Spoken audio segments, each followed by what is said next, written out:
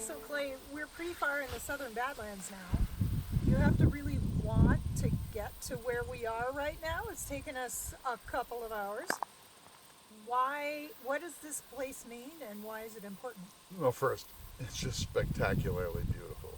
This is one of the 3 or 4 of my favorite places in North Dakota. But we are actually, Sharon, in Little Cannonball Creek. You wouldn't know it, but this is Little Cannonball Creek, locally called Crick. You see a tiny little bit of water here. It would be running full for 3 or 4 days per year and not for the rest of the time. But here's why it's important. Roosevelt came to Dakota Territory in September of 1883 with one purpose in mind, and that was to kill a buffalo. He knew that the buffalo were probably going to go extinct. They didn't, thanks in part to him. And he wanted to get one before it was too late. And so he took the Northern Pacific Railroad, a 5-day journey from New York out to a siding on the Little Missouri River. And he stayed overnight in a ramshackle hotel called the Pyramid Park. And the next day he wandered around this little village and searched for a guide and hired one, a guy named Joe Ferris, and he said, I want to kill a buffalo. Take me to where I can get a buffalo. There weren't many buffalo left in Dakota Territory. There might have been 200 altogether.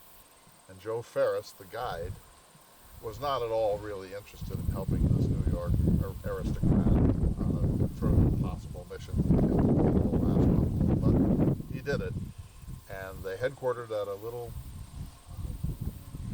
ranchette, a little ranch headquarters, not very far from here, operated by Lincoln and Gregor Lang. And it was on Little Cannonball Creek, and this was the site of the great adventure. So you said he came by rail.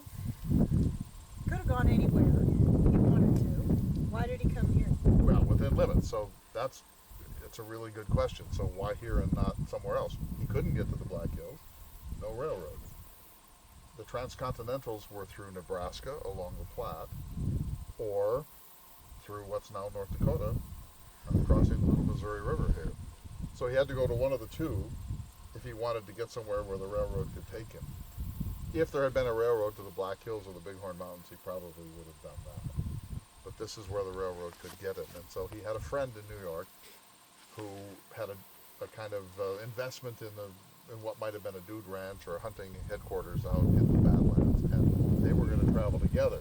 But this fellow dropped out of the trip, and Roosevelt, who was 25 or 24, decided to make it alone.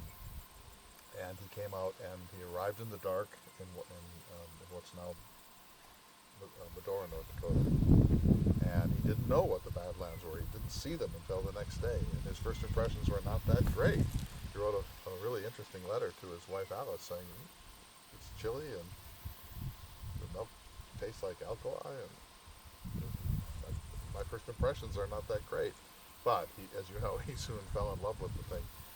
And Joe Ferris was running a kind of he was running the cantonment there that was part of this sort of hunting club, and he was recommended to Roosevelt as an able guide, and so he knew this country pretty well, and so they eventually wound up here. So there weren't many bison. How did the hunt go, and did he succeed? The hunt went terribly.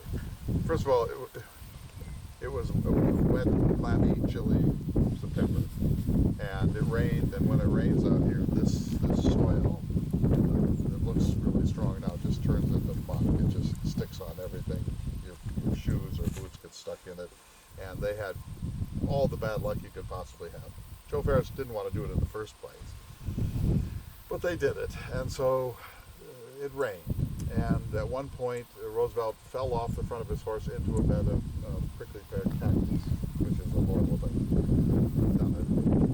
another point, they actually were scaring up a buffalo down here somewhere, and Roosevelt's rifle barrel, the horse reared back, and the rifle barrel snapped him in the forehead and opened his vein, and blood was just shooting out of it, and blinding Roosevelt. He was wearing spectacles. He was lucky he wasn't more seriously injured. And so everything went wrong. And day after day after day, Joe Ferris basically said to TR, sir, maybe come back. Maybe go back to New York, regroup. I'll do some recon. We'll have a better plan. There'll be better weather. Come back another time and we'll do this. And Roosevelt, of course, said, no, that's not the Roosevelt way. We're going to get this buffalo. And so I think that Joe Ferris eventually said, trouble followed us the way a yellow dog follows a drunk. Whatever that means. But I mean, just horrible. And he thought, he didn't know the measure of the man. He thought he's a New York dandy, he's an aristocrat, he's rich. I'll wear him out, he'll give up. And Roosevelt would not give up. He just dug in and he was going to get this bison. And so as you know, the great moment before the day in which they finally got the bison, within about a mile of here, by the way, was when they were out, and they were so far out that they couldn't get back to the line camp where they were staying night after night. And so they decided to sleep out on the ground. And they were worried that the horses would get spooked. So they actually, you can imagine it,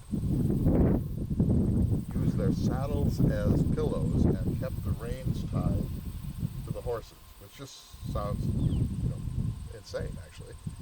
And so they're lying down in the middle of the night, a wolf or a coyote calls, and the horses bolt. And so now they're running around in their long johns in the middle of the night trying to settle down, to settle down the horses. So they finally do. And then Roosevelt says in his extremely colorful account, they said it began to rain, and it rained, and it rained, and it rained. He said, finally, I woke up in a puddle of water. I woke up in a little pool of water. I don't know if this has ever happened to you, Sharon, but it has happened to me. It is a horrible experience. And he sat up in this little pool of water, and Joe Ferris was somewhere right over near him. And Joe Ferris was looking at him like, he'll quit now. This is the end. We can go back to Medora, and he'll be gone. We'll never see this guy. And Roosevelt sat up, and he looked over at Joe Ferris, and he said, by Godfrey, but this is fun. So I would have given anything to have witnessed this scene because, first of all, it's exactly why we love Theodore Roosevelt. He was probably as miserable as he had ever been in his life right then. And yet it somehow was part of the romance of the Old West, the frontier. But he also had decided that the strenuous life was painful. You're going to get hurt. You're going to make up in water. You're going to have rough times. You're going to get cactus in your hands. This is the fun of it. Something that's when you're authentically on the frontier. And so he meant it, that it was fun. That this is like, what a great adventure that we're having here. Sure, I'm miserable, but wait till I tell the story back in New York. And so, poor Joe Ferris. All right. And so then the next day, they come here, and they're following an old bull buffalo, and they're at basically the source of Little Cannonball Creek, which is we're within a mile at most from it. And Roosevelt later said it was in Montana. We're right on the North Dakota-Montana border here. How he would know that? There's no way he could have known. They didn't have a GPS unit. There were no maps. There were no roads.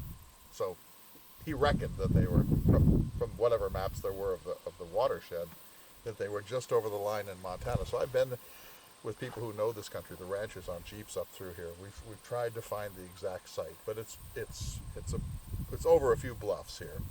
We don't know, of course, because Roosevelt didn't describe it perfectly, and there's no marker, but we're within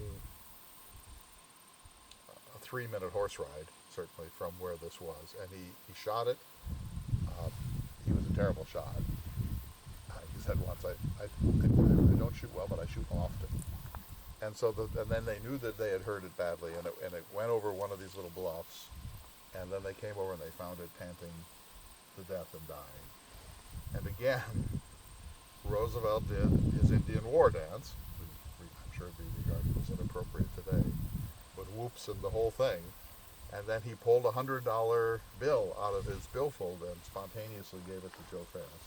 $100 was a lot of money. I mean, it's still a lot of money, but then it was a gigantic amount of money. And now he's got his buffalo. So now, you've seen it. I have seen it. It's beautiful. It's in the north room. In the north room at Sagamore Hill. And Well, so- very well preserved.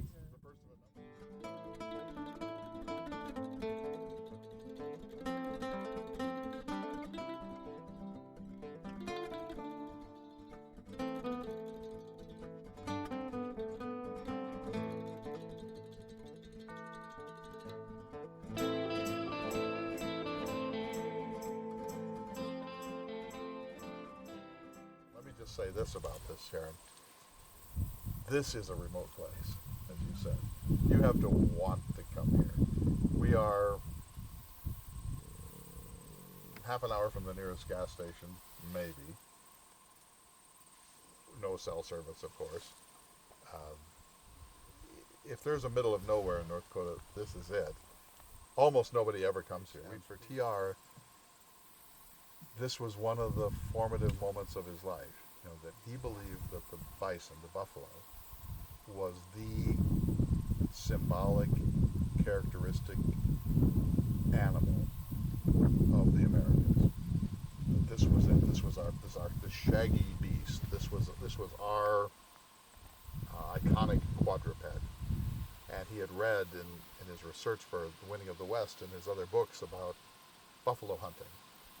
And he wanted to get his buffalo. He was determined to get his buffalo. And he went to a lot of trouble to get this buffalo, and he wore out Joe Ferris. They wound up becoming close friends. But Joe Ferris would have done anything to get rid of TR during this 9-day period that they're out hunting him. So you said earlier he thought about telling the story when he got back to New York. He wrote and spoke about his experience here and very eloquently. He wrote to Frederick Remington how I wish you were out here with me in the Badlands, the brittle cottonwoods. So Roosevelt wrote innumerable articles, as you know, more than 150,000 letters, many of which are about this time in his life. But he also wrote 4 sustained treatments, a 3-volume trilogy, 3 volumes on basically his hunting life, but a lot of talk about cattle ranching and the frontier, and he had theories of frontier development and so on. And then much later, when he had just lost the Bull Moose campaign in 1912, he agreed to write his autobiography. And there's a chapter in the Cowboy, which is my favorite chapter of the autobiography. It's also maybe the best thing he ever wrote about the Badlands experiences too. And so he wrote a ton about this. I mean, we always say when people ask, is it 35 books he wrote or 40? Or, it's hard to count because there's some overlap and it depends on how you divide them up. But let's say he wrote 40 books. 1 in 10 was about this. You know, that's a lot of books about the Badlands experience. He couldn't get enough of it. And as you know, for the rest of his life, he hopelessly exaggerated the amount of time he spent out here. He said, I spent 5 years out there. One time he said he spent 15 years out there. Well, it turns out if you add it all up, it comes to about a year totally the first time. But you can see what it meant. It was hard because it meant I spent some of the most significant time of my life in the Badlands of North Dakota. And this is that pivotal spot because to kill them, I've never killed a buffalo. I've butchered 2, and they are mighty beasts. But to kill a buffalo when there were almost none left, and when he regarded that as the way, say, a safari person would regard an elephant, or so it was like the premier thing that a great you can't call yourself a hunter in the American West unless you have it. And he was so worried that we were going to run out of them, and we nearly did. But here's the end of that story. He went back after this period, and he and George Bird Griffin, it was the first government conservation and one of their goals was to save the buffalo from extinction. And Roosevelt played, there were about 6 people, maybe 10, who saved the buffalo. And at the center of that cluster of extraordinary human beings was Theodore Roosevelt. And here's why. It might not appeal to the environmentalist in one, but his view was, I wanted to have that experience of killing a buffalo. I want my sons to have that experience, and I want their grandsons to have that experience. And if we don't save this creature, this primordial American manhood experience, this rite of passage, will pass from the scene. And he had written that probably the buffalo was incompatible with any high level of settlement and civilization. And they all said that. But Roosevelt and others, including Grinnell and William Hornaday, decided to save the buffalo, and they did. And by the time Hornaday died in the 1930s, the buffalo was out of trouble. And today, depending on how you count, there are probably 500,000 bison in North America.